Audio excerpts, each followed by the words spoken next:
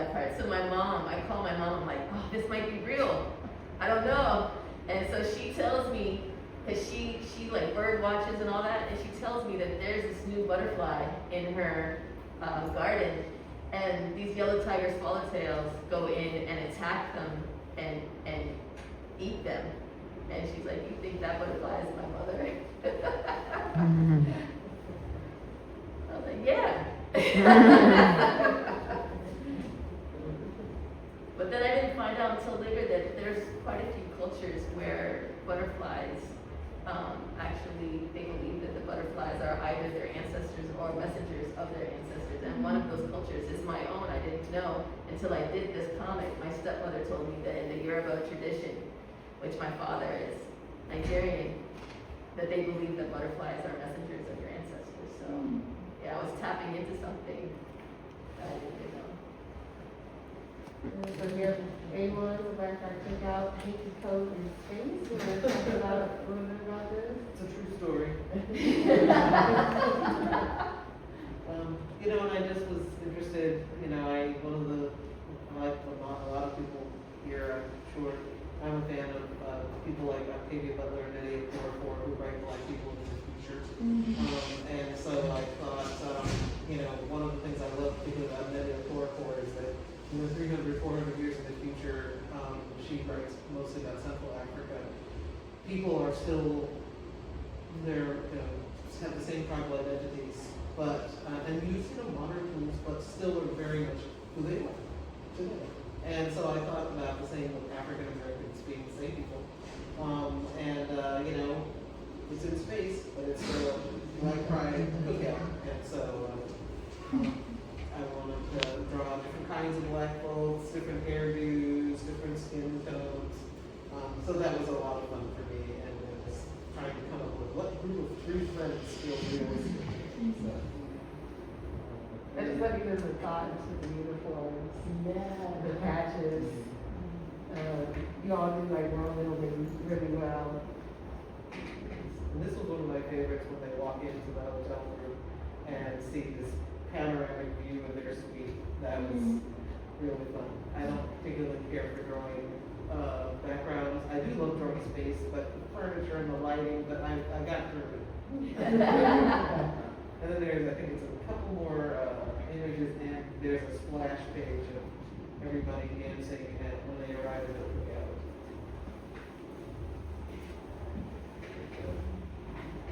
I'm just everywhere. There it is. And so that's, I just wanted to do that as a splash page. And as you see, everyone is, they're who they are, Black folks, different outfits and dancing. Frank, that'd be awesome, Frank. Oh, that's a good idea. In the background we got outer space, but I had so much fun, doing the different dance moves, who would be talking to whom, and just, I just want people to look at this and say, oh yeah, I kind of know this guy, or I used to wear my hair like that. Yeah, I see my daughter in the back up there. No. Mercy is hanging out. That's awesome. And then, once they, do different hanky codes, each of these couples, I'm trying to, capture, they're all kind of coming from memory, but like on the left-hand side, I wanted to be diasporic, so I did include a couple of Nigerian folks. Farther in, I have You got a cheek on. And I also include Caribbean folks. My partner's Afro-Caribbean, so I want to, make sure that in the future, Black is diasporic. That was super fun. I just like drawing people, so I love your fun too.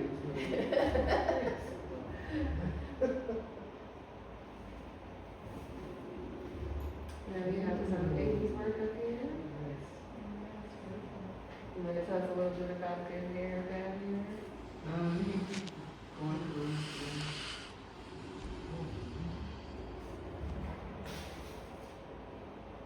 I have to say, like scenes like this, just every time I see that, I just feel like, okay, I'm supposed to be here. I'm seeing someone's hair get done. So I think I stop there because this kind of started the journey of writing about hair because when I was, God, I couldn't have been more than 3, maybe 4, because I remember it so clearly.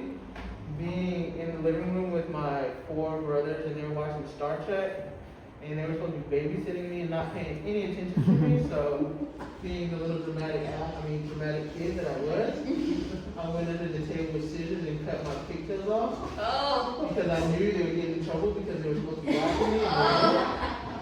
And so yeah, so after I cut my pigtails off, my mom came home and was like, "What the hell happened?"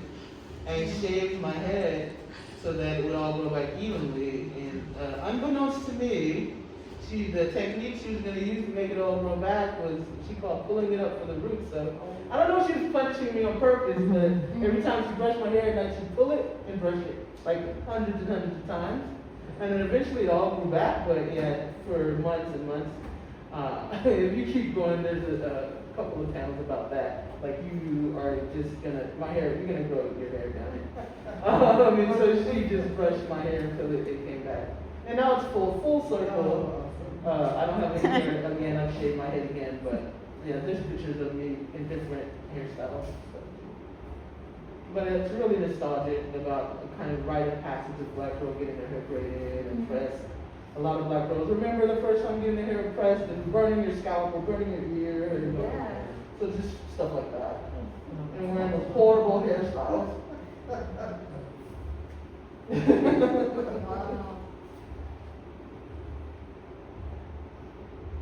And then I just did want to leave some time too, if anyone has some questions for the artist, please feel free.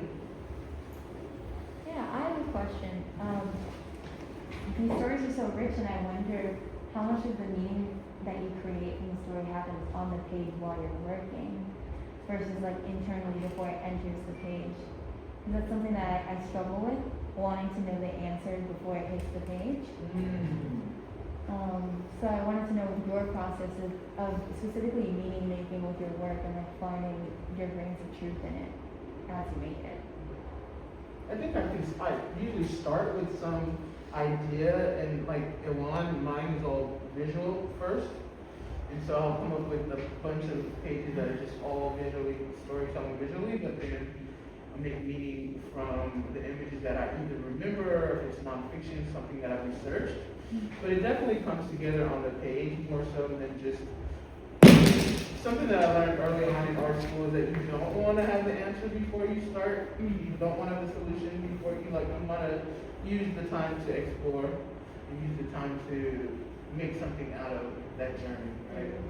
So definitely keep that in mind, that I don't want the destination that I intended to end up on the page, because it's boring.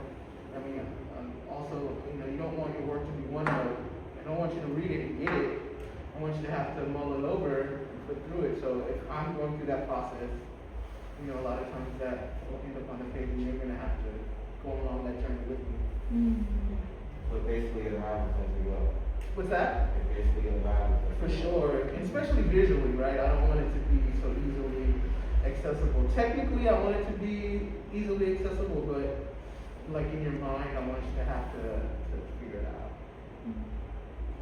I guess I'm thinking about the writing process that I'm doing right now for a kind of humor horror story, and I've scripted it out mostly, it's a tight script. But as I'm doing it, I'm also thinking, oh, I wonder what this character is going to look like. And so that part's going to happen as I'm drawing it. These 4 buddies watching March Madness. What is this person going to look like? And I know as I do the process, I'm going to think, oh, I remember this person was Troy and had that hairdo. And so that's the bringing the characters together, the setting, all of that happens on a page.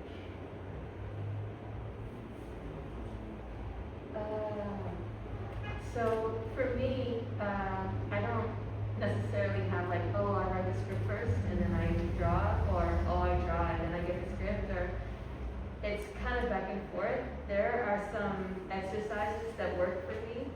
One is to do, I don't know if you're familiar with the artist way, but there's morning pages where you just write stream of consciousness, right? So I had a mentor tell me to choose a part of my story and do that just for that part of the story and see what comes out. And then after I do that, go back with a highlighter and find like 3 sentences that speak to me, and then find 3 more, and then do 6 panels, and just as quickly as I can in 20 minutes, whatever, put those sentences at the top and put a scene in there. And so what's happened for me is that by doing that, I go back and I see visually a journal, and then I pick out from those the things that speak to me.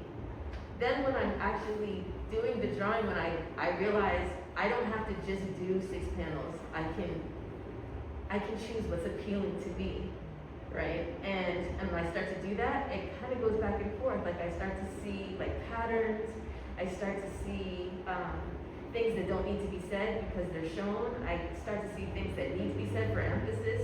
And so it's like Avi was saying, there's an interest, there's like a discovery happening for me as I do it. And I think because it's so exciting to me, it makes what I end up sharing with other people exciting, right? Because there's that dynamism that's happening in the making of it. Yeah. Thank you. It's really interesting because like I feel like the overlap is very validating for the like okay, it's kind of what I do, so I'm not completely insane. Here's my process. This is gonna take a while. No. I literally start like you just said, it's truly just word vomit. Yeah. And I will say the hardest thing to do is try not to edit yourself. Because you will be like, wait, what can just be nice to you? Don't do that. Yeah. The first stage, do not just let it happen. And literally, like you were saying, once you go back, you'll see patterns forming and themes literally start coming alive. You're like, oh, this happened here. I kind of subconsciously wrote something similar again. What am I trying to say? And then you just winnow and keep winnowing and make it concise. At least that's what I do. And then when you're drawing, I make a mind map. I'm like, these set of pages, this is the metaphor I'm going for. So the imagery is going to match it. If I want to talk about a very messy situation, I'm going to have shots that involve messy environments, or people doing stuff with their hands, or like really close, super close up zooms of people who look very like sweaty and risky. And then when you're drawing, when you're thumbnailing, like stuff just comes alive on paper. You're like, oh, I made this line here. It kind of connects to something else in some other panel. And oh, now my whole page looks like an illustration, which in itself has a meaning. And then you can just dive into it. Anyone else have a question? I guess for me, it's just understanding story structure, you know? Understanding your themes, your concepts, like almost building a house, right? You have to have a good foundation, but for me, I started with just, is there any inspiration that you guys got where it helped you understand or simplify it more? Can you repeat the last part of your question? Like where it really just, any inspiration for like, hey, this is how I want to start writing my stories, or this is exactly what I want to, how I'm going to start my stories, or this is how I'm going to create my characters, like, how did that come together? I don't know, I think inspiration, it's different for everyone, right? I can be inspired by a smell, or a sound, or music, or a certain circumstance, right?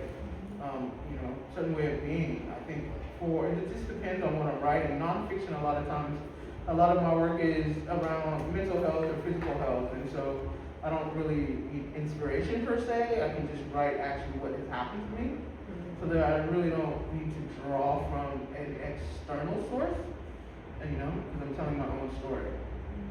When it comes to fantasy, sci-fi, or horror, like I said before, most of my inspiration comes from, wanting to get a visceral response, from the viewer, from the reader.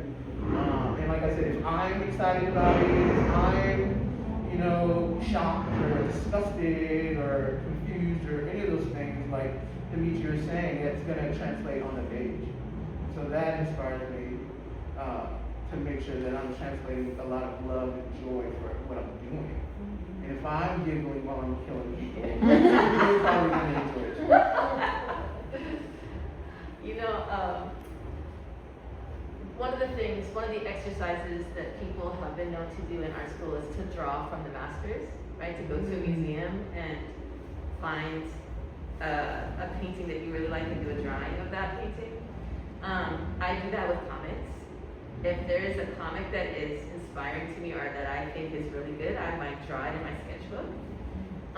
Also, when it comes time to take these 6 panels that I've done in my journal, I might look at a layout by somebody that I really admire and see if that layout will work for my story. Or the rhythm, like I talked about the manga. Like if they show a garden and then they show 2 people walking and then they show a close-up of one person talking and then they show the garden again. Yeah, And that's I'm a like, good oh, one. well, what do I have in my story? Right.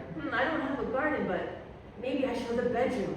And then I show 2 people walking. And then I show a close-up. And then I show the bedroom again. Oh, you know, and nobody says, oh, that's manga, right? But like that's one of the ways that I think about story structure is to look at stories that excite me and see if my story can overlay the structure that they've used. Like if they say something 3 times, what is something I want to see 3 times? That's a good one.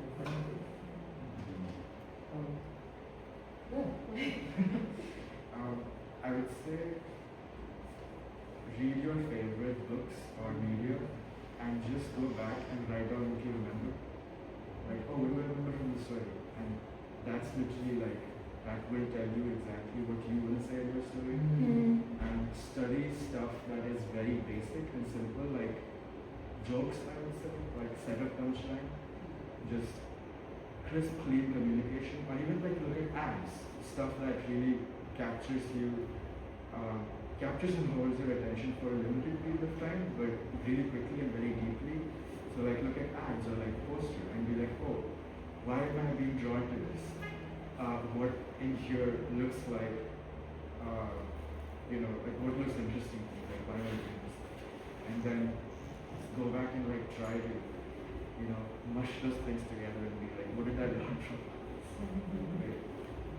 And I'll just say quickly, there's a comic creator named Lonnie Millsap who self-published books of single-panel comics for years and then started publishing in the New Yorker. New Yorker's now bought 90 single-panel comics from him. And, yeah, and it's fascinating. And one of the things that he does is something I've tried to start doing now also. He carries a notebook around wherever he goes, and if somebody he's around says something funny, or if he sees a scenario that just makes him laugh and would be better if a giraffe was talking or something like that, he writes it down. And so he's always looking for material. And so now maybe I'm driving along the highway and I think, what would happen if we're on the highway and it is 2100 and everyone is on, genetically engineered animal that's taking us to San Francisco? What would that look like? Or I'll think about, I remember when that kid bit the teacher when I was in 2nd grade. And y'all had to stay in for me. And I'll just, sometimes if I'm driving, I will record it rather than write it down, of course, because I'm driving. And I have hands-free set up. So, but always, as soon when the idea comes, and I think it might be a comic, and most of them never end up, I write it down. And then when I feel like I want to make a comic now, but I can't think of anything, but I have this material. And I can start thinking, well, what feels like I really want to draw this? And that really helps me find a way to start producing. So thank y'all so much. I just want to thank all the artists for being in conversation with me today. Thank y'all for attending. Definitely go downstairs and enjoy the rest of the Zine Art Comic Fest. So thank you again. Thank you. Appreciate y'all so much.